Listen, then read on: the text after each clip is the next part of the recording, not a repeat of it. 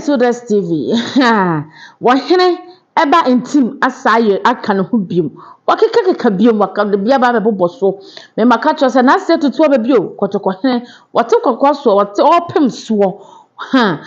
Ye boni dia ne abuo mu so te kare wo maso. Na se tutu ne penso ma heni ayefe. Ma heni ayakono, ma heni ni monyam abamu. Na se tutu die enye ye ne recognize no se wo ye wahene o. Na mo wiasefo nyina recognize na say tutu say we ye king of Ghana ye ka kingdom any king say we Ghana ha ye ka na say tutu e ka ho ye gredi a I still stand to be corrected say nana otoso say mienso say nan na say tutu nya ni paketua na say tutu nya wa hene ketua na say tutu ababi o onye hene bia saa kwa onye bibia se ye kana dabi kedi nti na mrofo fita baba tro constitution na gadwen ye no o tro se na se tutu Asante hene and his paramount chief ada no nka se paramount chief na munyina am so na munyina am ye included we do say Asante hene and his paramount chief and na ma hu se na se tutu da sonko na se tutu da mufua wo yo hene mpo kase edi Otumfor no nye edi ketwa da bia me beka kire ha se wache hene wone na se tutu wache hene yo kase pa so da kunya nu na se tutu abebi o da kunya nu Asante hene akuapem hene omo so pa so makunya ya na amo no omo nyina ya kase aso so makunya ansu nu na se tutu abebi o omo nyina ehu se na se tutu wa king of Ghana wa king of Ghana na chini na nim Ghana ha ahenie die bebeduru bia wa ye recognize no as a king wa king wu a won ye brand klata invite sanana kina wunte king bra na yi abusan pacho de aka wati ase eti wa ye extraordinary na say tutu wa ye extraordinary eti se bu ha na niti no so wa ye santini na mu sa santefo na twi wo mo ho e won tentan fidie no so a munya wo mo no munyi wo mo ho because omo wo hene po bia omo wo hene kase bia wota wo machie obutu wo mo so ama omo hene na so omukuro e ya danso bebe abedu bia no kaso ye santini was wow na the two finance to do yes and na ma ya danso na bebe na say tutu bedu bia outside the country no o danso no ene wahene ba adem foforo bi asa atodwa wone Captain Smart akasem bi ose yewura de yesum na wu Ghana ha yewura pe ene ye ohene a yesum na wu wo king of Ghana wo king of Asante wo king e wo ha say ye recognize no as ohene a wo Ghana ha king kese pa omoma kan de so we ka say nya paramount chief na nyina si hena enya de kora yete ha ene nkofo be ka say wo ye mahene won't be more mahene so mahene 66 abrempo 100 and something or the division council yeah almost 12 eti wanya hene ketwa kura yenkoni nkutinsem yenu miensa bia ene na yede tu dwa ya ba ha yetu Otumfor eye Asante hene we are seeing now recognizing as a great king. Okay. Onye king ketwa amanone yeah na Ghana ejina se ni nyuma pa a wo ye de boa wo man no on se Otumfor ahenie no ohun ne ho se wo ya Asantefo hene pe dabi meka nia o se so wo hene ye de man ohun ne ho se ye yi ni se won som Ghana nyina enti so o ya Asantefo king and so ye the king of Asante no yeah in sini kwanse obeye bibi de aboa other people part of the country say ye hu bebre yeah bebre wo oba gamanche ho na obe sika kese sika mudu say ye famwa education fund e wo Greater Accra among the gas oko Cape Coast hoso na ko sika mudu yeah say no say ye famwa education fund ho yeah oko Togo siri ho adro yeah then so ko kase say ye famwa we no mo de danchan a o niema bibiri a wa ya eboa every tribe every community in this country okay so machiri ha university bi wa ha UPS yeah UPS yes sa UPSC yeah, UPSC University of Professional Studies Accra yeah of course say ya department bi ho and as institution bi ho a friend no I stand for correction but Otumfor Center for Traditional training or something like that. Okay. That's not the exact name, but a center one more running periodic courses. And they are traditional leaders.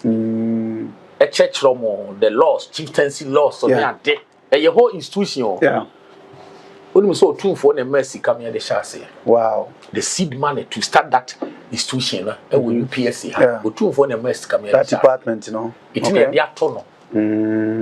So Center for Traditional BBBB. And will UPSC. Into your own man organize short courses. And the long courses, they are my him for. And no more person may you ma in fee, like secretaries, registrar for any other. If I tell such an institution, say New Home Asante for pay. Or home Ghana, Nimpo, some West African states. Eti or minor, whom Otumfor contribution to the nation. Okay. And now, one day or so, men cost police for.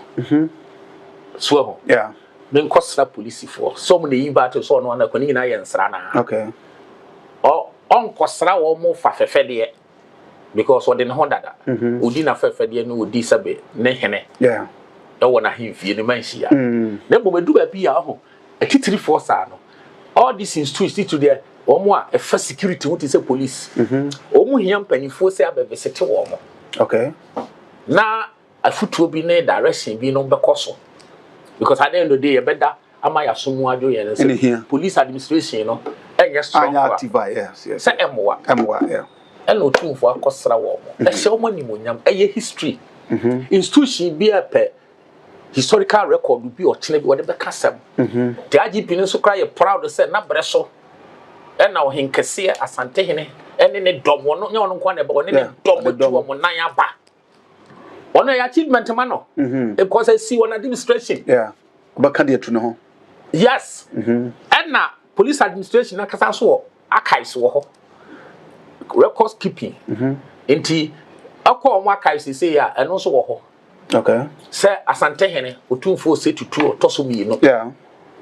Eba besra yen special. So what's your money mo yam? Yes say reciprocal. Respect and love reciprocal. Or hene mahu se obu me. Mahu se opema sa wo me. Yeah. Tita bia bebo mi pu so na me ba me am aye interview. Mini adaji o. Me jai me am ya. Say say mabo minimum yi. And no ye reciprocal. Because I've seen say Nana J respect me. Nana J do me. Into also oba me ya kasa de na me si no kwan. So it was nipa biada. Obi ade ma also pay back. And the police administration who said no. Otumfor aba be so be share no nyam. Yeah so yam pay back. Na akoside kese a wo mu no ne ebekọ. Sania Otumfor ekọ police headquarters anya wono nko an ka na se enye woni ne chia mepe ne ko no de dom ne hemfu kan ho no. And yeso ye sa ye de ni hemfu mom. Yensi hene wa ha. Ne mo ye wa police for. Yen fa police for a door sonko no monko march. Nye parade man. Eye ade a eye ni monyam se. Dadabana. One, it portray Ghana culture. Okay. It portray said the Ghana you buy him for funny him for so boost state institutions and almost so buy ebe pay back almost banner consider bereso because I consider no more the buyer and once you parade for inspection. Parade no more ma police headquarters no. Ye ne sa na ye no. Yeah. Obrimpon bi ba ye manto parade either say soldier for na be ye or police or whatever security institution be you omo na be ye. Yeah. Itina so bi fira manone. Paninka se bi fira manone no oba besra ye ya. Say ye manto guard of honor. Yeah. Ye manto guard of honor the mano. E bi kura gun salute. Yeah. Yes, a 21 gun salute. Depending on who is coming. Yeah. Enti wo free airport ho no free play mu see ya na etuo ni su gun salute e bom gigim e bi abema na 21 the kai pope buy homo man 21 me patrot ya se ni nyina ya de de ana nipa okay emo hu so ya de pa e don koso ya eti no mo manto sa god of ana ne man no etimi ya ma obi ya o sa yera Asante hene ya mo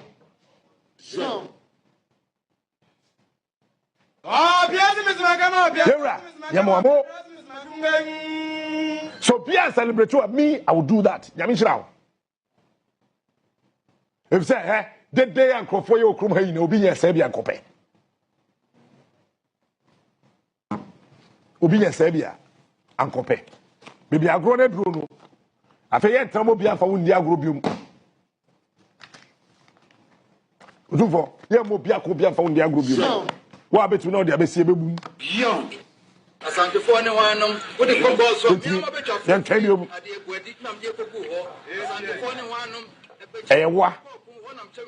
Ewa, say to Ewa. Say to Ewa. And ya one can the end to me, and ya one can walk a GSM Ewa. So, the cabin, my never money or sorry, how much and Bema sorry, Janaso. Bema, the 90 years, you are.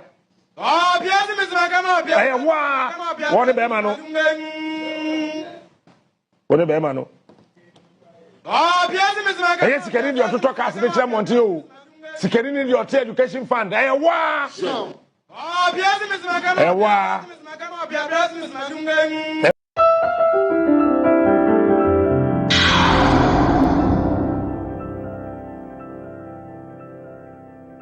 Pia, but say na say to baby o. Asante hene nie. Say ya amfro, say kutu, say bam. Oboa, but say ma wo kwan na wo hene mfa no ho twetwe na say tutu. Oton na hene ma na hene efa. Na sika dwan sira no, sa na tie. Na say tutu nyansa na nan mo de ma no. The person no waton na kunya mo hu say yes odi na hene. Enya Ghana ha ana anya baabi nko na odi na hene. Na de ana ye fense tumi ekuta papa we. Tumi ekuta sa papa we. Onfa de tumi nya adwuma. Da bia wa ya wase munya mamra da bia e jama mamra e mamra na ye adwuma. Onfa le tumi anya adwuma. Na se papa we ka so de tumi e ye adwuma. Imagine say e de na nipa besi ye betwetwa bi kon agye o mo nsase asa aboso se na tetene ya bu wo mo gye o mo nsase klami ye no ka besi asi. Ba na se tutu de ne pensu wo se openka bo mu opo odo opasundue eti ono kwa kingdom e na wo kwa ubenya dagatefo ho ubenya rangafo ho ubenya fantefo ho ubenya musasefo ho ubenya kusasefo ho ubenya trouble ni bi nyina wa Asante region na say tutu enya Asantefo nko na do no eje the whole traps na egbo nyina do na say tutu because omo be omo be papa ye dey atsena omo matutwu omo asumdie no wodo eti no omo hu se ne personal ayi wodo nko a na ya sabe recognize no e wo the whole world emi hu se wo ye king wonya hene ketwa wakwa na flag ka no ho oba na flag ka no ho ne ntuma fira na Asante akade enti wo hene we ya wo nsuro no Wahini we na uka na asema unhoto. Wahini we unhu se wadanso. Wadanso. Anu na Captain Smart ane wahini bantim kan. Me de ha ya ka. Se na se tutu ye boni di ebebu emu ase. Wote kare homa so. Ya sum na ewu. Ye boni di ane abu emu ase. Ye sum na ewu. Wama mamre ane amane aye fe. Wama Ghana culture ni monyama ye dai. Abema sumdia ye dai. Abemu. This is what we are looking for. Wahini pombi sei ane yetena se ane abo na chi ne aka bi na sumdia ye dai aba. Eti no betena se so obedi na se tutu atam. Na mo mie mpenka bomu. Na mbetena se beka se tie na se tutu. Wo do betena se atweka mlasi wani maka se tie Asante hene. Do obeye bia no wo ya Asante hene. Wo ye king.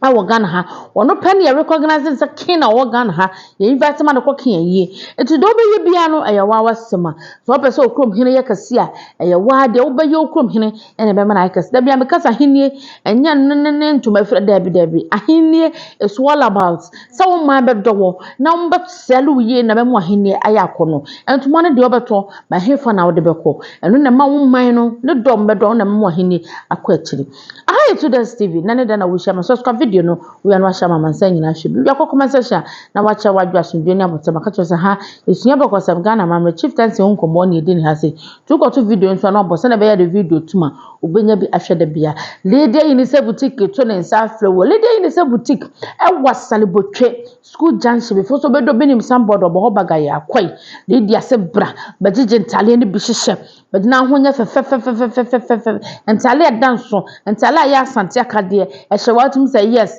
wo na wo ba no ɛno a ɛne Lydia Yinise boutique kɔi ɛkɔgyegye wo deɛ na ho nya fɛm makacho sade fa hensam ho amamre ho de na hema 2 days Steve ntimi nyimi mfrim ye wa ha se penkabo mu ni asundue youth no ye penkabo mu ni asundue ye didi wi atem o da bi ena obi kan history ena history nya ne ebedie ye pa chew obi a nya ne de na asundue mmra he wukrom hene ba kase a de obeye no na be mana kase we wukrom hene ba kase a de obeye na mana kase na de asundue aba ne nyina ye ho atoye ahe 2 days Steve what is papa bna ofo nyama bruma my mam ka chiri na meje wakode me no be hia